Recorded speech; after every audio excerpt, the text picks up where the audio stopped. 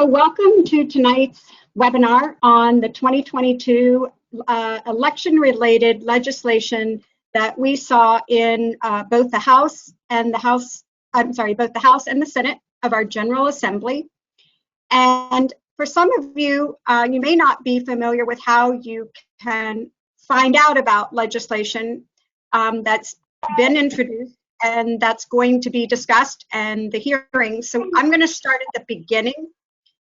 And anyone can go to virginiageneralassembly.gov. And I recommend that you do go to this website and play around with it. You can't break it, but I would play around with this and find out all that there is to offer, not just about elections, but about everything else. So if you want, I follow school, education, and family-related issues and Second Amendment. And so I like to watch a lot of the hearings and know all about the legislation that's being introduced that's going to impact me. So at this website, you can see members in session, and it'll take you here, and you can find out who are the members in both the House and the Senate, who's on which committee, who's your legislator, and you can watch floor video of the hearings going on. But again, I recommend you play around with this website. So for tonight, we're just going to look, here's one site about who's on which committees. Now the House has 100 members and the Senate has 40. And each of those members is divided up into several different committees. Here's a list of the House of Delegate members, and R's, D's by their names and their contact information. At the beginning of each session, I take and look at all the committees and I put emails together into different groupings so that if I want to send an email to the entire committee or to a subcommittee or only to the R's or only to the D's or only to my legislators, I have those emails ready to go. And I just copy and paste them into my email. And so that's just a little bit of work that you can do prior to the General Assembly session getting started. And that'll help you to be able to send emails quickly. So in the House, there's 100 members, 52 are R's and 48 are D's. So we have a majority in the House. In the Senate, there's 40 members, and let's see, there are 21 Democrats and 19 Republicans. So we don't have the majority in the Senate, and that's our goal, is during the next election for Senate, we hope to take the Senate, and we need to take the Senate if we want to get good election integrity legislation passed. So now we're going to go to the Senate. In the Senate, this shows you who was on the committee, and the chair is a Democrat because the Democrats control the Senate. This shows you, if you click here, it's going to show you all the bills that were referred to the committee. And then if General Assembly was going on, it would show you which are in committee, which are in subcommittee, and which ones are reported out. I, at the beginning, wanted to see everything referred to the committee. And let me get my numbers straight. In the House, there were 74 bills referred to the House. That's a lot. For election integrity legislation, only 27 got reported out. So that was about 36% that got reported out. That doesn't mean passed. It simply means that they were reported out to go to the Senate during crossover, where the Senate would look at those same bills and vote on them. Of those 27 reported out over to the Senate, only 13 passed. So that is about 18%. And when we look at the actual legislation, you're going to see that we did not win much of what we had hoped to win. In the Senate,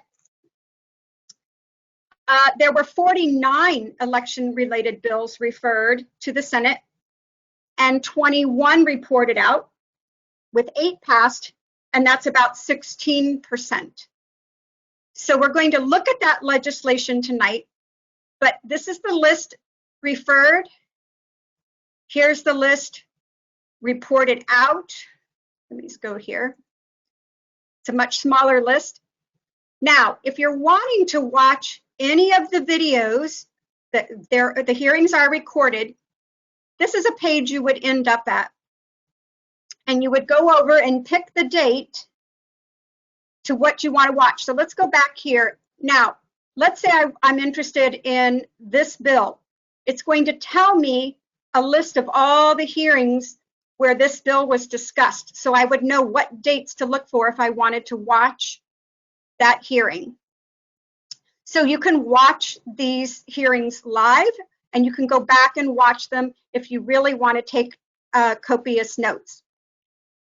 In the House, again, you have all the bills that were referred to committee, all the bills that were reported out, and this is what it looks like in the House if you want to go to the link where you can watch the videos.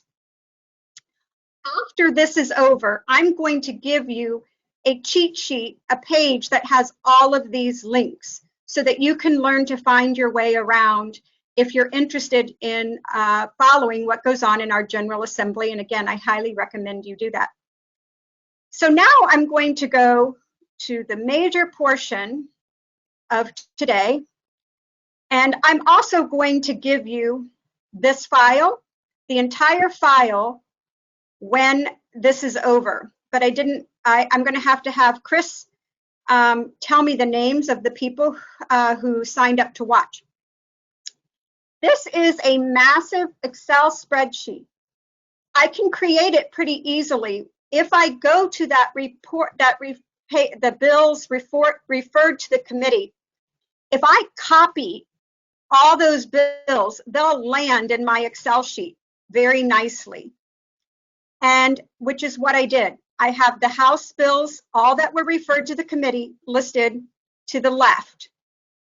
And then I did the same. I get to a purple line. There it is. And I did all the same for the Senate. Then when I go to listen to the hearings, I can simply make notes. And I can add things into my Excel spreadsheet. And it is a rather large Excel spreadsheet, but it's exactly what I needed to follow all of the legislation this year. When I share this with you, you're going to notice the colorings. So the gray is a bill that was introduced, but it didn't get out of committee. Now in the House is so big that they have subcommittees. They had so much legislation, 74 bills, they had to have subcommittees. So in privileges and elections, where all the election-related bills are considered, they had 3 subcommittees, P&E 1, P&E 2, P&E 3. That doesn't really make much difference for what we're going to talk about tonight. But each of the committees considered a portion of the bills. The gray means that they went to full committee, were assigned to a subcommittee, and they didn't make it out either of the subcommittee or the full committee. The beige coloring here means they made it out of subcommittee and the full P&E committee and went to maybe the Senate, but didn't go anywhere after that.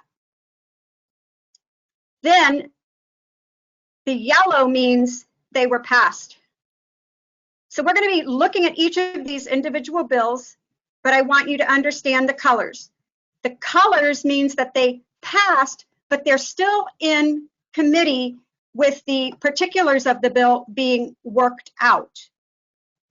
And then there's, it's sort of a light green color that I use, and I'm going to get to one here.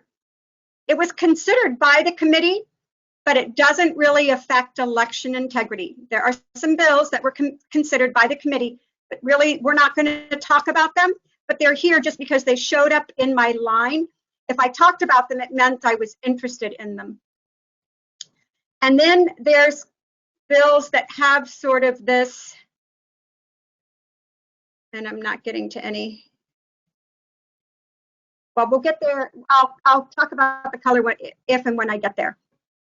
So here we have the number of the bill on the left, the sponsor or patron of the bill, and whether that person was a Republican or a Democrat.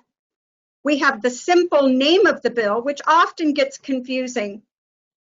It doesn't say whether, sometimes you would think, well, that's for something or against something, and the name can be confusing. Always go to the summary as introduced. During the hearings, you could get amendments or substitutes added to the bill. The language can change.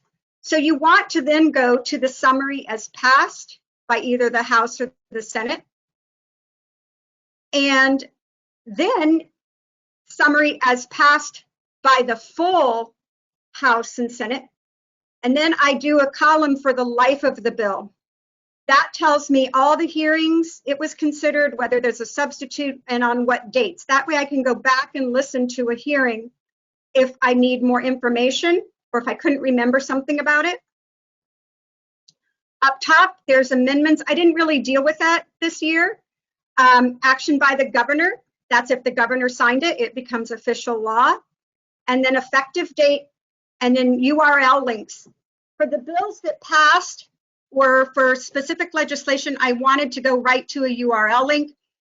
I started to add summaries, but felt like I didn't really need to because my notes were really copious this year. So we're going to start with some of the big legislation. What we had all hoped to see was the 45-day election season shortened. We wanted to see drop boxes go away. We wanted to see same-day voting, same-day registration go away. We wanted to see not just risk limiting audits, but real ballot audits. And we wanted to see voters having to present a photo ID. Those are all things we lost recently, and we wanted to get some of them back. You're going to see that we didn't win anything like that, mainly because we don't have the Senate. It will take getting the Senate to gain some of those things. I maintain we could have maybe garnered a few wins if we had had better data. What I'm hoping with this presentation and with sharing all of this data is that we look at the places where maybe if we had had the statistics, had the numbers, had the examples, had the data, that would have been enough to sway someone. Now, next year, I don't think we won't have the Senate, and so we're going to be in the same predicament. So how can we as units in Virginia work to garner data that proves our point? We also want to educate our legislators better.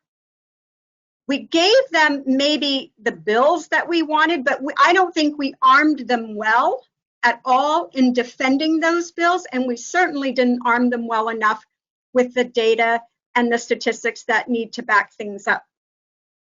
So let's look at number 1, 15. Now, let me also explain. Many patrons introduced similar legislation. So many of the pieces in gray were consumed into like-minded bills. So those bills swallowed up, I would say maybe half or a third at least of the legislation that was introduced.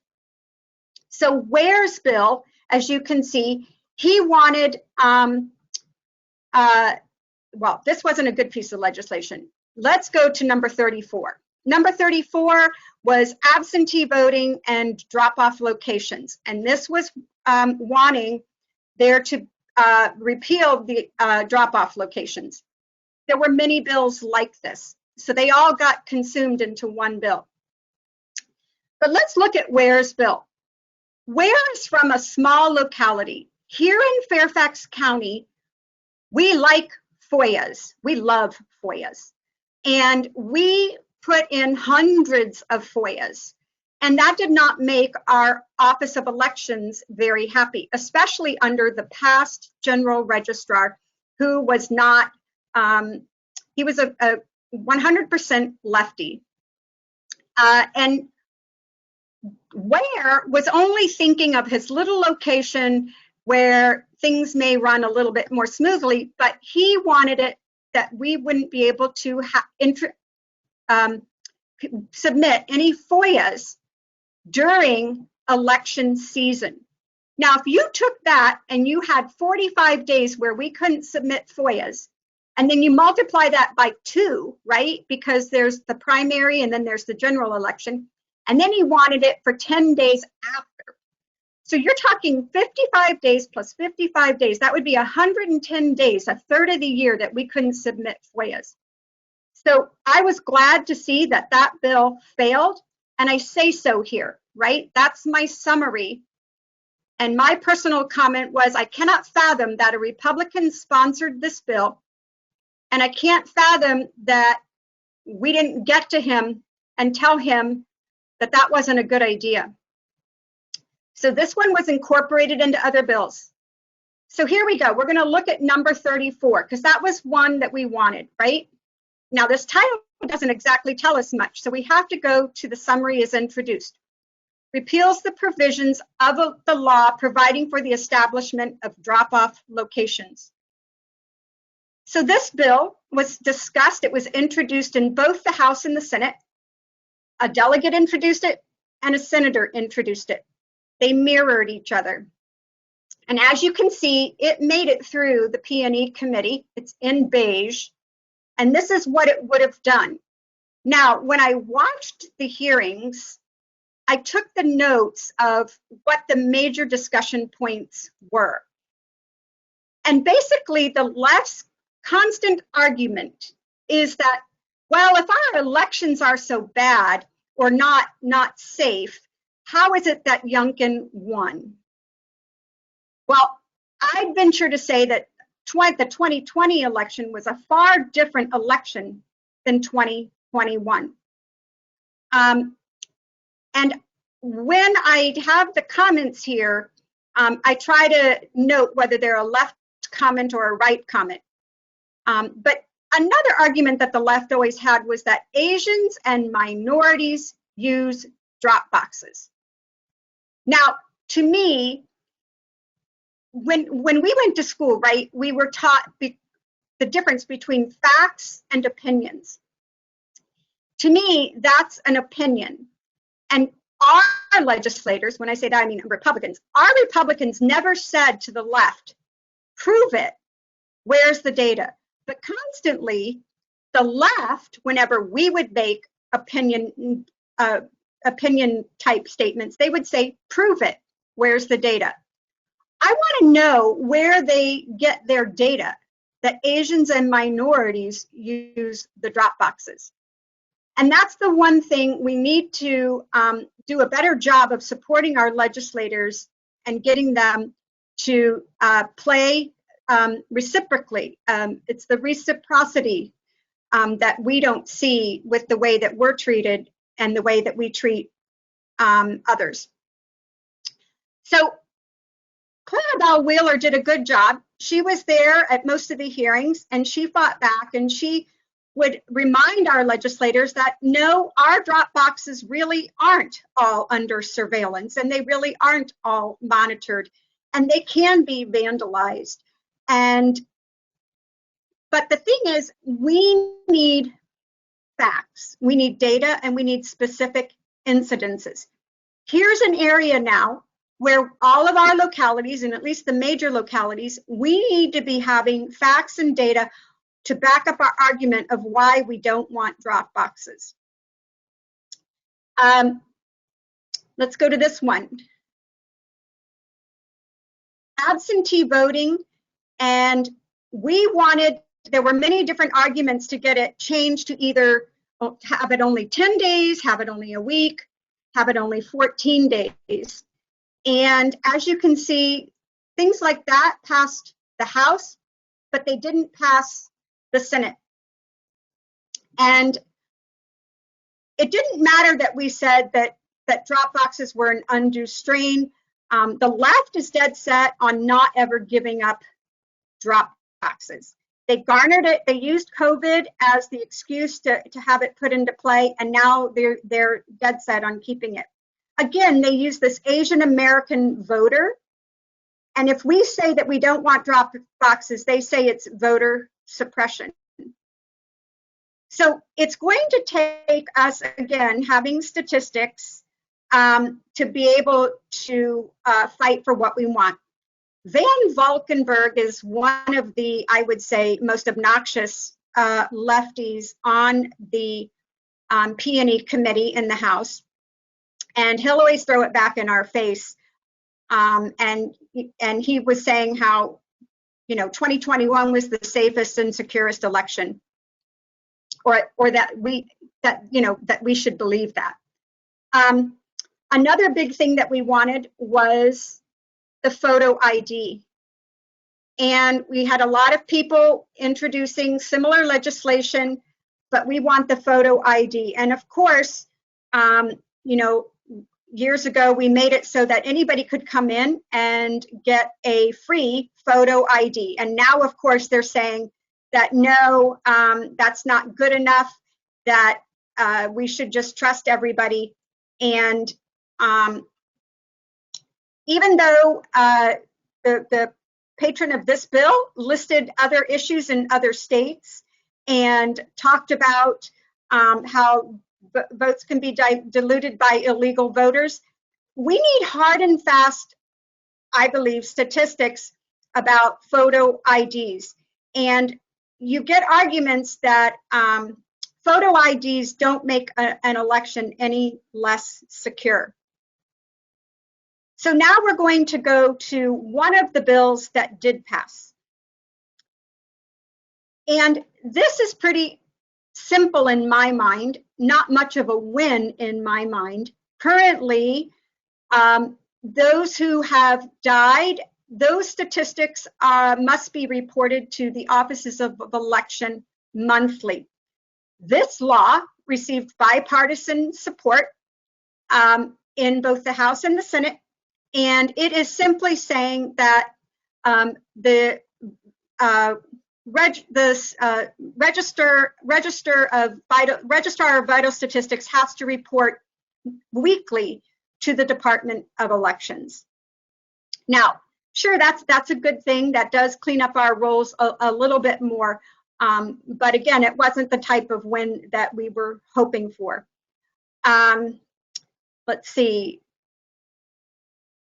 There are many localities that were hoping to be reimbursed for the massive amount of cost that is incurred for the absentee voting, now that it is no excuse absentee voting.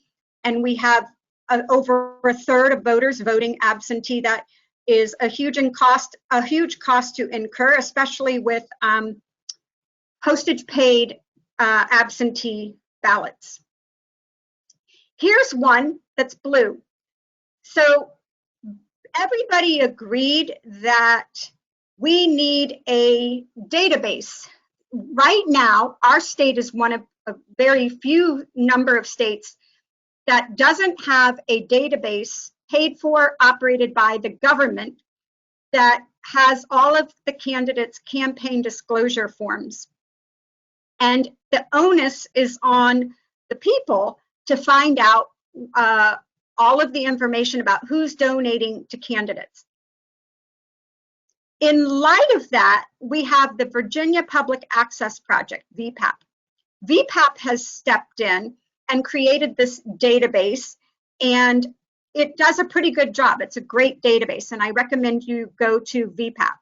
And actually, I recommend you get on their distribution list and get daily updates from them, because what they have and what they offer in their database is really good. But like the patron said, Tim Anderson, love Tim Anderson, Delegate Tim Anderson in Virginia Beach. He's such a common sense guy. He said, if the onus should be on the government to be providing this, and it should be easily searchable. So if I want to go in, when I ran for school board, somebody could have gone in and looked up me and where did my money come from, and where did the money come from for my opponent. That is what's needed in a database. This bill has a delayed effective date, and they're working out the details in committee, and that's why it's in blue. But it passed. It passed both houses. Everybody agreed it was a good idea, but it's in blue because it's not finalized yet. So I don't really have specifics. Here's another yellow one, campaign advertisements. So you'll notice that what passed, the legislation that passed, was really very personal to the legislators. They were very much not wanting other candidates to be able to rip each other apart or to be able to run negative ads that were lies. And so that's very personal to them. So you'll notice that that's the kind of stuff that passed. And that's what this did. So Glenn Davis had a negative campaign against him. He, of course, introduced this legislation. All of them agreed to it. They agreed to high penalties for that. So they really care about negative ads more than they care about somebody illegal or ineligible to be able to vote. And that says a lot. And that's something that we need to bring up next year. Tell them to stop being so selfish. Here's another one. This one's in committee. There's 2 bills in the House and 2 bills in the Senate that are still in committee. These 2 here, I'm listing which ones were similar. And Bloxham, I talked to Bloxham's office again today. It's still in committee, no movement on it. And there probably won't be any movement for the next few weeks. So this is simply saying that there needs to be, instead of a witness signature on an absentee ballot, everyone's in agreement that the last 4 digits of a social security number need to be on the absentee ballot for it to be counted. This was a huge issue in Fairfax County with our rogue general registrar who didn't want to, who acted as if the last 4 digits of the social security number weren't important. And so Fairfax County came up in discussion, and what was agreed upon is that the witness signature is not as important, because what they're noticing is that most ballots, the witness signature looks a lot like the voter's signature, bunch of scribbles, and that the last 4 digits of the social security number were required. So that registrar is gone. The law now mandates that the last 4 digits of the social security number be there. This was something that last year P&E committee put together a working group, and this is what came out of that working group, and now it will be law. Even the League of Women Voters liked that one. So here we have another piece of legislation that passed, and that is polling places. Again, this satisfies in a state of emergency, specifically weather-related emergencies. If there was a hurricane or a tornado and one place was destroyed, it would allow the election office to look outside of the stipulated boundaries to locate that polling place in another location. Again, it doesn't really do anything for us in terms of what our goals were for this legislative session. Here's one we wanted: the permanent absentee voter list repealed. I maintain, and this is something that I've said to many people in our Fairfax County, on our election integrity team, and to others, I don't believe that many of our voters who are currently on that permanent list know that they're on that list or ever wanted to be on that list. And I think they were wrongly put on that list. And I think that's a place that we need to fight and maybe take legal action. Under COVID, they wrongly put tens of thousands of people on that list, and they had no legal authority to do so. So that is something that I will be focusing on after this presentation specifically. I talked to somebody about that today, and I think that's an area where we need to fight. We have countless people showing up and they're told they got an absentee ballot and they didn't get one, and they find out that they're on this permanent absentee list and they never asked to be there. We did not win that. Of course, the left wants a permanent absentee voter list and maintain that the DMV does a great job of tracking voters who move. And of course, we know that is not the case. Another quote win, if you want to call it that, is Zuck Bucks. So both the left and the right believe that elections shouldn't be funded with grants from outside private entities like the 2020 election was. Now the federal government is getting involved, and our fears are far from over. But this says nothing more than Virginia's not going to take Zuck Bucks or anything like it again, and that the onus on funding elections should come from our tax dollars and the government. But it doesn't address the fact that the government could take private funds and then use them. And so that is an area that we can't take our eyes off of, but at least both sides agreed, and we do have this, although I don't agree that it addresses the bigger problem. Here's, quote, another win, although I don't know if it's a win yet. We have many on the right and the left who want the elect our state board of elections to be a private entity, and they want it to be nonpartisan. It has always been that the party of the governor would pick the commissioner, and that there would be a greater number of people from the party of the governor on the board than that of the other party. And now, once we got into office and we have Youngkin, we had hoped that, of course, the commissioner would be Republican and would have a greater number on the board. We had some wanting that board to be of equal number, so that would be difficult for tie breaking. And we have them wanting the board members to select the commissioner.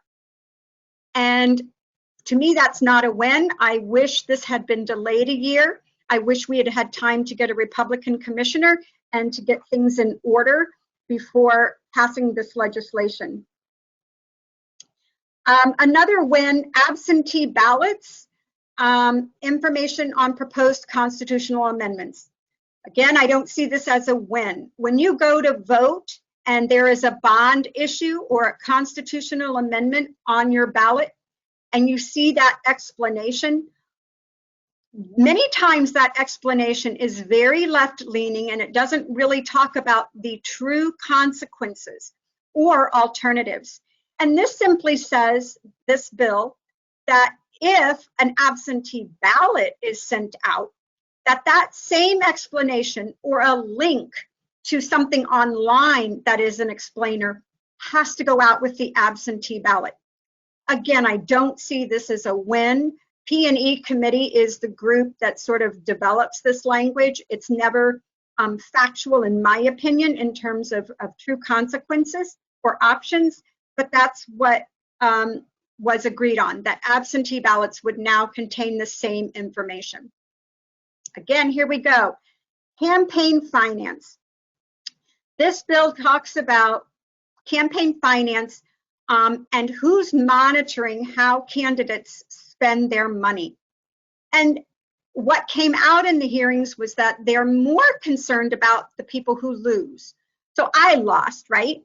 I didn't have a treasure trove of money to spend because I really wasn't out there bumping for money. I was too busy knocking doors.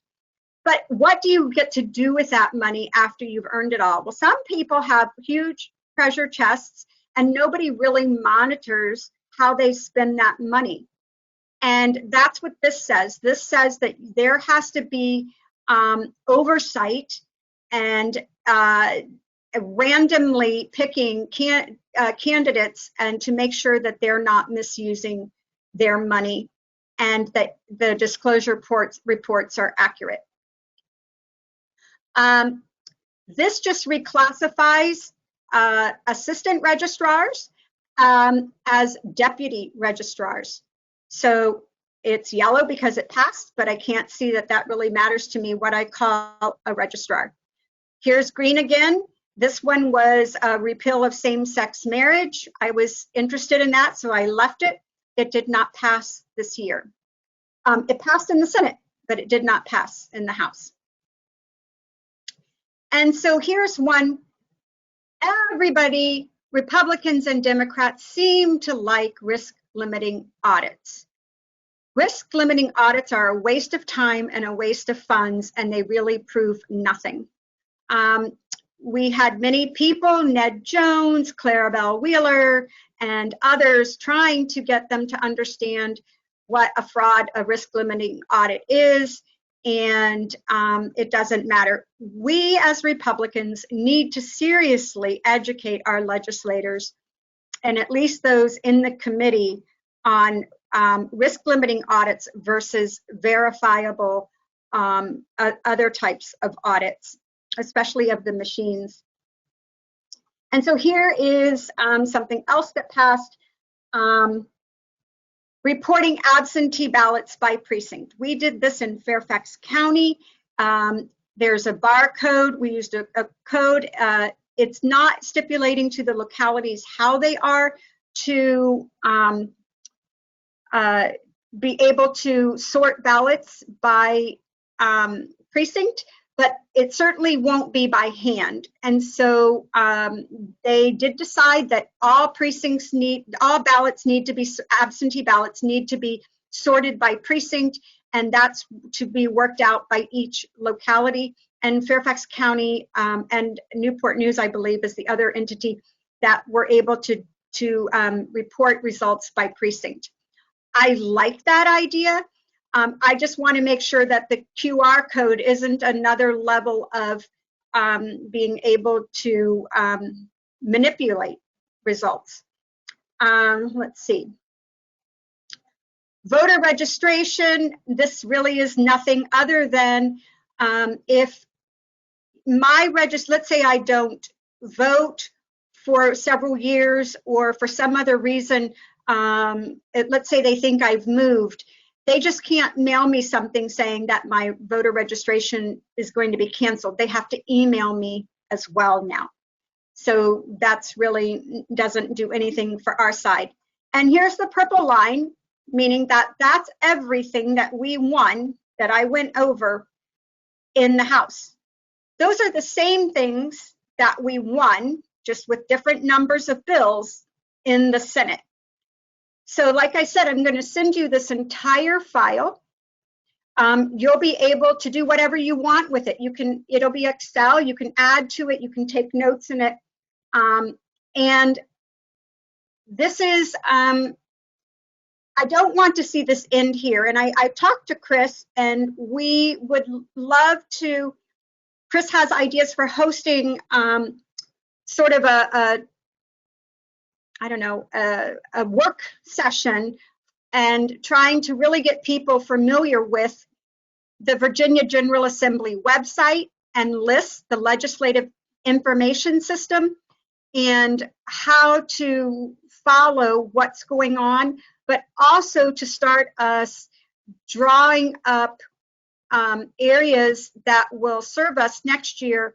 And we do have a team within Fairfax County, and I recommend that other localities create similar legislative teams. And let's start coming together to figure out where statewide we can garner better numbers, better data, so that we can educate our legislators more. I think it would be good for a group of us to go to Richmond, and during a special session, whereby we meet with our Republican legislators and we talk about some of these things and we partner with them, and so they know who we are, and that we get dialogue going. And I think we can't ever hope to win if we can't just go in and say this is what we want.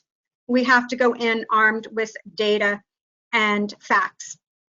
So for that, I'm going to stop, because I'd love to take questions. I'd love for, there are some people who really followed this like I did, and I'd love for them to be able to comment. I know Clarabelle Wheeler's on, and I'm happy to have discussions and take questions.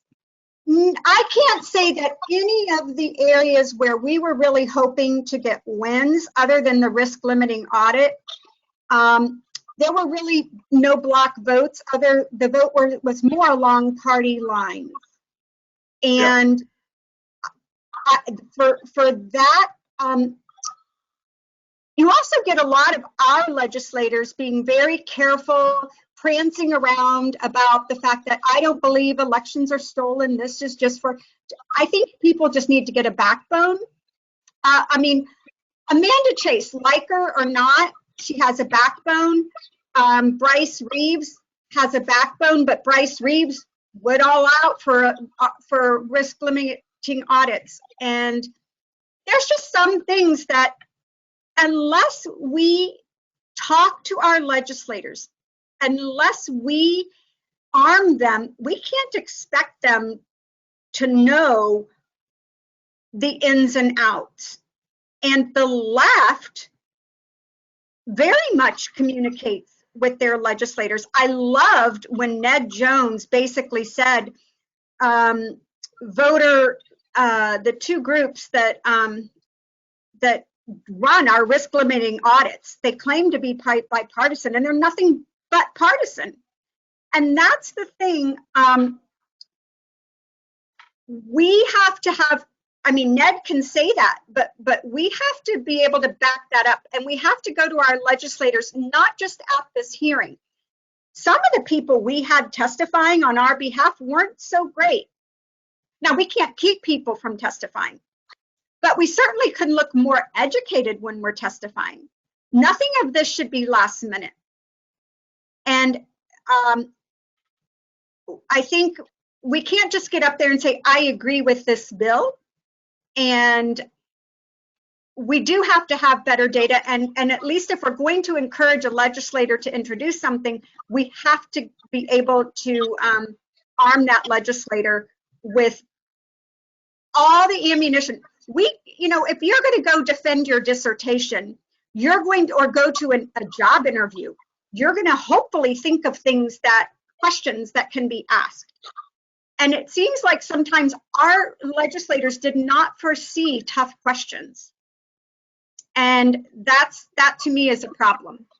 And they don't question the left. The left can make all of these blanket opinion statements, and they're never held accountable. And then you get somebody like, what's his name, Jim Heo, who claims to be talking for Fairfax County. Not one of our legislators says, who are you and who gave you the authority to talk for Fairfax County? I just think there has to be a high level of reciprocity behavior on our side. Here's another case where I think, you know, our committees were just forming. We were all drinking from a fire hose, and COVID didn't help, and we weren't unified. We're now unified. The left has been unified for decades. We're now unified, and this is the time where I think we all feel stronger and we're more emboldened to act. We know that several people showed up to the polls and were told that they had already voted. That's the type of numbers that we needed. And all of those people, some of those people, a percentage of those people should have pressed forward, but we don't have educated voters. Now our task is to unify as a group, come up with a solution, and have that really ready to go this year in capturing those numbers, FOIA-ing back data from 2020 and 2021, and start really honing in on that issue alone for numbers. Problems with drop boxes, demanding to see the videos, demanding the proof of how they're monitored. Really digging into that permanent absentee list. And we're doing lots of those things. I mean, people are working long hours. What I'm saying isn't chastising anybody. I really hoped that laying this all out here would be a blueprint, right? That people could really look at this and become educated into what was the playing field this General Assembly session, and really coming up with some great ideas and becoming really educated in terms of how our General Assembly operates, and then really putting us in a strong position to discuss things with our legislators and really get to know them. And I think that there should be designated spokespeople. We already have inroads, but we have some very tired people, right? And so I think people just need to be creative and step up to the plate. And this year's hearings, they were early morning slots. They were 7 a.m. And getting up every day at 7 a.m. to go to, and they were often conflicting, Senate and House. And so when you're trying to get people to comment and you're trying to listen to comment, the General Assembly session, that's 2 long months, and it's right after the holidays. And so it takes an army of educated people to form a team to be able to work and win. And it just can't be a few people that are spread too thin. And we have to know our issues, and we have to make good comments. They have to be simple and quick and factual and supported by data. I don't think we should be part of ERIC. I think it's a huge farce. It's giving the left all of our data. We get nothing back for it. And I think we should get out of it. I want to weigh in on this in a general way. I was part of a team that fought Medicaid expansion in Virginia for 5 years running, and we were successful for 4 years. But the left doesn't think like the right does, or like Republicans do. The caller's question implies that we should hold something back and only fight for it once. Well, what they do on the left is that they don't get what they want. They cry, they moan, they kick, they scream, they scratch until they get their way. And they came back year after year after year with Medicaid expansion, and finally in the 5th year they got it, and it was the Republicans who put it over the top. So my attitude is Republicans never want to fight enough, and my personal attitude is fight early, fight often, and fight hard, and keep building the case. If you don't get it 1 year, kick and scratch and moan and scream until you get it, and keep coming back in subsequent years until you get it, just like the left.